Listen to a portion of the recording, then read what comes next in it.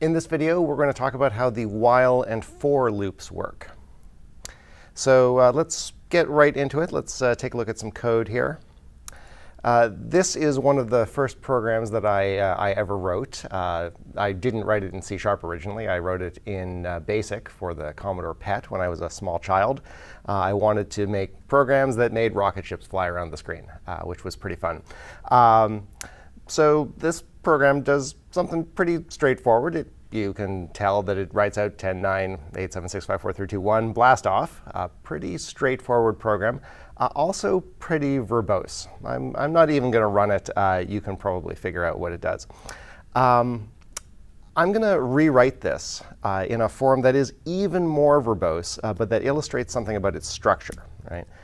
So here's an even more verbose version of this little program. I'm going to create a variable called count.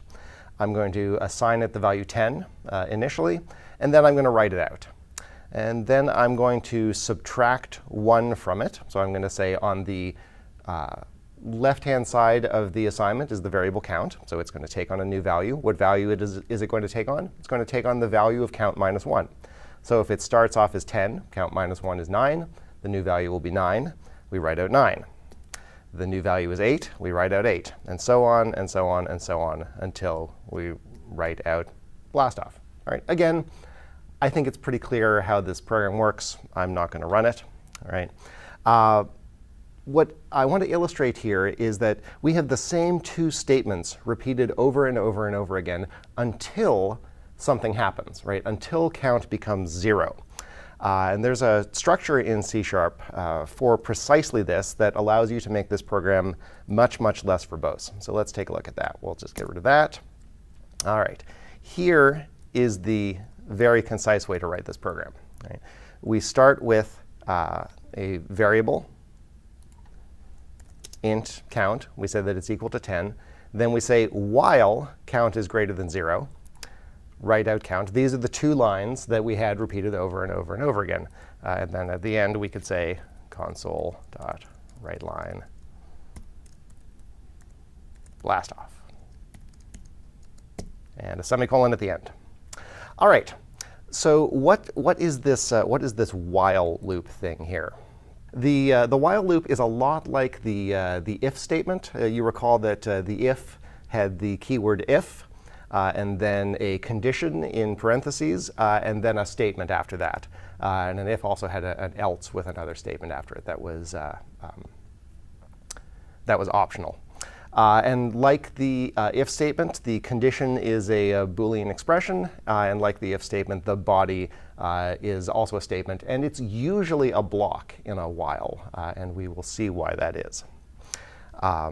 The difference between the if statement and the while statement is that the if statement checks the condition, and then it runs the consequence if the condition is true. The while statement does the same thing. It checks the condition, and it runs the body if the condition is true. The difference is that it then does not proceed on to the next statement. It goes back to the top of the while, and it checks the condition again. If the condition is still true, it runs the body statement again. And then it goes back, and it checks the condition again. And if the condition is true, then it runs the body statement again. And it keeps on doing that until the condition turns out to be false. And that's why the body of a while statement is usually a block, because typically what happens is the body has to do something that has an effect. Right? In this case, we write out count to the console. And it has to do something that changes whether the condition can be true or not. Right? So we say that count is decremented by 1. And that means that eventually it will be false. It starts at 10. We're going to go while it is greater than 0. And eventually it will not be greater than 0. It will be equal to 0. Right? Now, a very common mistake that I see all the time is this version of the program, which has an infinite loop in it. Right? So we start off by saying that count is 10. Then we say while the count is greater than 0, we want to write out the count.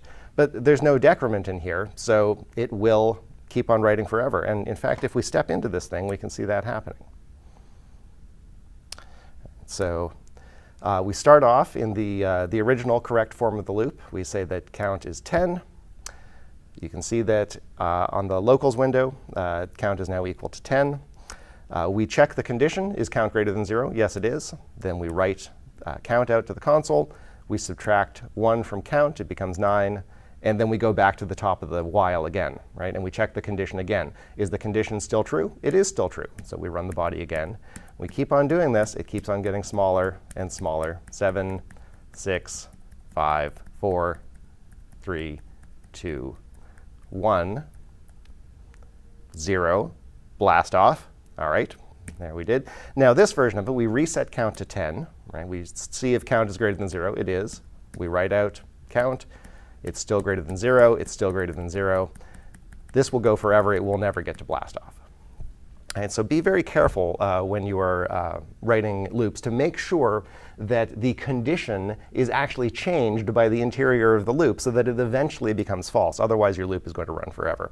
And if we take a look at the output window here, we would see we would just keep on writing 10, 10, 10, 10, 10, 10, 10 forever until somebody stopped the program. That's an interesting question, actually. Suppose I hit F5, right? And now the program is running. How do we stop it? There is a pause button here, right, which just causes the program to, as though you had put a breakpoint on whatever statement was currently executing. Right? So we put a breakpoint in the console.write line, and now we can continue stepping with F10 if we want. Right? Or there's also a stop here, which will just stop the program completely. All right. Now you notice in here we had this count is equal to count minus 1. This operation of taking a variable and that has an integer in it and decrementing it by 1 or incrementing it by 1 is so common that there is a special syntax for that. And there are, in fact, several special syntaxes for that. So the most common one is the one that we just saw, which is simply the expression is equal to the expression minus 1. Very straightforward. C# has an operator called the compound assignment operator. In fact, it has several compound assignment operators where we just say expression minus equals 1. Right? And this is just a short form for the first version of it, expression equals expression minus 1. Now, there is also expression plus equals 1. You could also say plus equals 2 or 3 or 4 or any integer. You can also, somewhat more rare, but sometimes does happen, you could say slash equals. So for divided by equals. Right? So if you have a quantity and you wish to divide it by 2 and then divide it by 2 and then divide it by 2, for whatever reason, you can use expression slash equals 2. Right? And then it will be the same as expression equals expression divided by 2. There is also an even more concise form, and that is to say minus minus expression or expression minus minus. And these can both be used as statements. This is another form of statement that we haven't seen before. So far we've seen only declaration statements, call statements, and assignment statements. This is a decrement statement. There's also an increment statement, which is plus plus expression or expression plus plus. So all of these statements that I've shown here, they all decrease the value of the expression by 1. Of course, since it is on the left-hand side of an assignment, it must be something whose value can change. You can't say minus minus 3, for example. You can't say 3 minus equals 1. That doesn't make any sense. It has to be something that can change. Now, there are subtle differences between all 4 of these things that I've shown here. And they are subtle enough that it would take us too far afield to cover them in this course. So I'm not going to look at those in any more detail. I just want you to be aware that you will see all 4 of these forms very often in loops where somebody is trying to decrease the value of a loop variable by 1. So let's take a look at a different program here that involves a loop. Jeff Atwood, who's one of the founders of Stack Overflow and who writes a popular blog about programming called Coding Horror, had an article once where he talked about why it is that a lot of people who apply for jobs as programmers actually can't do even simple programming. It's very strange. And so he likes to ask a programming problem that he calls FizzBuzz, right? And it's just to test to see, can people program at all? Right? So here's the problem. You want to write a program that prints the numbers from 1 to 100. But for multiples of 3, you want to print fizz instead of the number. And for multiples of 5, you want to print buzz instead of the number. But for numbers that are both multiples of 3 and 5, so those are numbers that are multiples of 15, you want to print fizzbuzz. And how do you do this? Right? Well, there's a bunch of different solutions, and we're going to go through many of them. Right? So let's start with a first attempt here. This one will not get you the job. Right? We could just say console.writeLine 1, console.writeLine 2, console.writeLine fizz, then 4, then buzz, and then we could keep on going 95 more times, figuring out as we go whether it should print out the number fizz buzz or fizz buzz. This really would not get you the job. The point of the question is to see whether you understand basic loops and conditions. And since that's what we've just covered, we should be able to do this. All right. So let's make another attempt at solving this problem. Right. Now, when I'm trying to solve a problem, I like to solve a simpler problem first. And we'll use this technique even more in later videos in this course. So maybe I don't know how to solve the fizzbuzz problem, but I do know how to solve the problem of just print out the numbers from 1 to 100. Right? So let's try this. Right? We'll say that the number is equal to 1. It's an integer. While it's less than 100, we will write it out, and then we will add 1 to it. So let's just run this program and see what happens. All right, if we take a look at our console output, sure enough, it starts at 1, and it goes to 99. That's not what the specification of the problem said. The specification said print the numbers from 1 to 100. We stopped when the number was not less than 100. So when this condition is false, that's when we stopped. Was this condition false when number was equal to 100? Yes, it was. 100 is not less than 100. Right? This is a very common error. It's said that amongst programmers, there are only 3 common sources of error. They are bad cache algorithms and getting something off by 1.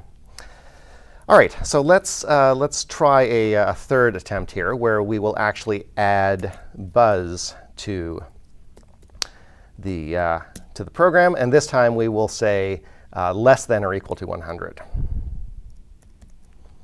All right, so we have our number here. It is an integer. We'll say while it is less than 100, we're going to do this body. So we make a block so that this whole thing is considered to be one statement by C#. The body of the while has to be a statement. And then we have 2 statements in here. We have an if and then the increment. All right, so what does the if do? Well, the if says if the number when divided by 5 gives a remainder of 0, then write buzz. Otherwise, write the number. Regardless of which of those 2 conditions were met, it increments the number by 1. Right? So let's give that a try and see what actually happens here. Let's step into this. All right, so number is 1. Number is less than or equal to 100. Does number, which is 1, give a remainder of 0 when divided by 5?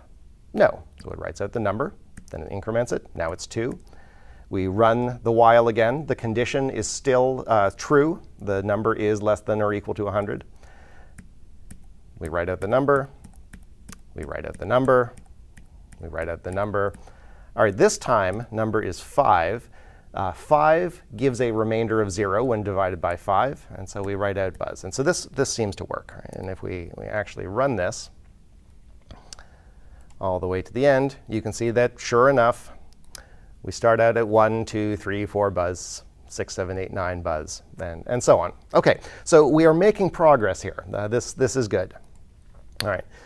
Let's have another attempt here. Let's see if we can do the whole thing. Right? We can actually say fizzbuzz the whole problem. All right. So what are we going to do? Well, same loop as before. Number is less than or equal to 100. And now we're going to have a much more complicated nested if. And you remember that this whole if statement is the alternative of this if. this whole if statement is the alternative of this if. Right? So we have a multiply nested if, but we just write it in this more concise way so that the indentation doesn't get out of control. All right, so let's see what's going to happen here. Well, if the number is divisible by 3 with no remainder, then we'll write out fizz. If the number is divisible by 5 with no remainder, then we'll write out buzz. If both these conditions are met, then we will write out fizz buzz. Otherwise, we will write out the number. Right? So let's actually try that and see what happens. All right, we look at our output. We'll go back up to the top. OK, 1, 2, fizz. 4, buzz, buzz, it's divisible by 5. Fizz, it's divisible by 3. 7, 8, 9 is fizz. 10 is buzz. 11 is not divisible by 3 or 5. 12 is divisible by 3. 13, 14, fizz. Wait a minute, we have a problem here. 15 is divisible by both 3 and 5, so we should have written fizz buzz here. So what went wrong? Something has gone terribly, terribly wrong here. Well, let's actually debug this program and see what happens. Debuggers are called debuggers because they're useful for getting bugs out of programs. All right, so we'll step through this thing. OK, so number is 1, 2, 3, 5, 6, 7, 8, 9, 11, 12, 13. All right, here we go. So number is 14. It's not divisible by 3. It's not divisible by 5. We write out the number. All right, is number divisible by 3? It's 15. Yes, it is divisible by 3. So we write out fizz. Now, do we take the alternative? No, we don't. And remember, this whole thing is the alternative of this if. Right? So we are not going to consider any of the rest of these conditions. Right? We're just going to write out fizz and keep on going. All right.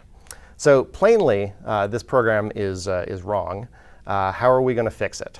Well, let's try to correct this. All right. What have we done here? I have moved the complicated condition to the beginning. So if the number is divisible by 3 and the number is divisible by 5, then write out fizz buzz. Right? Otherwise, check for 5ness. Otherwise, check for 3ness. Otherwise, write out the number.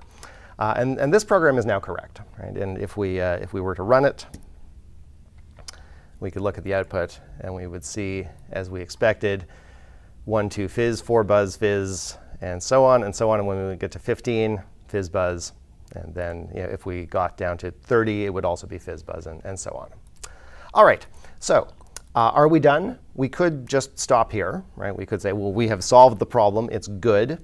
But I think we can actually improve this program. So let me show you a different way to write this code that you might consider. We're going to have our same loop as before. We have our loop variable. We have our loop. We check to see if the loop is less than 100. We're going to introduce a couple of local variables inside the body of the block. Right? And we haven't seen this before, but C# allows you to introduce locals inside a block. And moreover, they are actually scoped to that block. Right? You cannot use these locals outside of the block. And we'll see examples of that later. So I'm going to say that fizz is a Boolean, and it's equal to the condition number when divided by 3 is equal to 0. I'm going to say that buzz is equal to the condition of number divided by 5 is equal to 0. And I'm going to say that the Boolean fizz buzz is true if fizz is true and buzz is true. And now I have the same if structure as before, but now it is much easier to read. If the fizz buzz Boolean is true, write out fizz buzz. Otherwise, if the fizz Boolean is true, write out fizz. Otherwise, if the buzz Boolean is true, write out buzz. Otherwise, write out the number. I really like this version of the program because the meaning of every variable becomes very clear. And I really like this business of, I say, if fizz buzz, write out fizz buzz. Right? The structure of the program is very closely matches the meaning that we intend to express in the program. All right. So you've probably noticed that the structure of a while loop is kind of always the same. Every example that we've seen, we've started by creating a variable, a loop variable, usually an integer. Then we have a while loop where the condition checks to see whether the integer is within a particular bound. Right? Then we have a body that actually does something useful. And then we have the very last thing is we do something to the loop variable to change it so that we know that the loop will eventually terminate. And this pattern, you don't have to write while loops that follow this pattern, but it is very, very common to do so. And in fact, it is so common that C# and many of the languages that came before C# have a special kind of loop called a for loop that sort of codifies this pattern into a specific syntax. So let's take a quick look at what that syntax is. So a for loop has the keyword for, right? And then in round parentheses, three things separated by semicolons. It has a declaration, it has a condition, and it has an iteration. And then the for loop takes a body the same way that a while loop or an if statement takes a body. The declaration declares and initializes the loop variables. You're usually having only one loop variable. There's actually a syntax in C# that allows you to declare more than one loop variable here, or in fact, you can skip the declaration. You can just leave it empty. Both of those are fairly rare. Usually, you want just one loop variable. So that's what we'll look at in this course. The condition is just the same condition that we've seen in the while loop and the if statement. It's a Boolean expression. It's checked before the body executes. And then the iterator is any number of statements, again, usually one, it can be 0, it can be several statements, that run after the body and before the condition. Right? So this is very analogous to the while statement, right? With the declaration before it, the condition in the top of the while, and the iteration statement at the very bottom of the loop. Right, so logically, it's very similar. And the body is, of course, a statement, and it's usually a block. All right, so let's take a look at how we might do that as a for loop. So here we've got our for statement, and then we have our declaration. Int number is equal to 1. We could also say var number is equal to 1 here. Either is fine. This is just a perfectly ordinary declaration like you've seen before. Then we have the condition. Still, number is less than 100, same as it was before. And then we have our increment. Number is equal to number plus 1, same as it was before. Right? Or we could say number plus equals 1. Right? Or we could say number plus plus. Or we could say plus plus number. I prefer number equals number plus 1. I'm a traditionalist, and I like things to look like exactly what they mean. All right, so then we have our body, right? Same body as before. We declare local variable fizz, local variable buzz, local variable fizzbuzz, initialize them all. We have our nested if statement here. But you notice there's no increment down here, right? The increment has been moved up to the top here, but it doesn't run at the top, right? So let's actually step into this thing, and you'll see how it looks in the debugger. Right. So we start off. You'll notice that now the highlight here is only highlighting this portion of the statement, right? It's just highlighting the var number is equal to 1. So now local variable number, you can see in the locals window, is going to become 1. What do we do next? We check to see if the condition is met, right? Well, we know it's going to be met. Number is equal to 1. 1 is less than 100, right? And then we step right into the body, right? We start running the body. When we get down to the bottom, right, we don't have to increment anything. We hit the bottom brace of the loop, and we immediately jump up to the increment. The increment executes. What's going to happen after the increment? We check the condition. Right? So this is a little bit weird, the way it kind of moves backwards like that. We check the condition. Number is now 2. It's still less than 100, or less than or equal to 100. We go through the body again. We get to the bottom. We do the increment again. We do the check again. We keep on doing that just the same way as we did with the while. Right?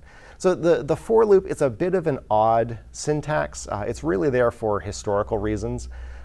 It's a little bit hard to read, particularly for beginners. It's not entirely clear why there are what look like three statements in the middle of this parentheses. It's very unlike any other syntax in C#, and if we were designing the language again from scratch, might not have a for loop in it, or might have a for loop that was a bit more modern.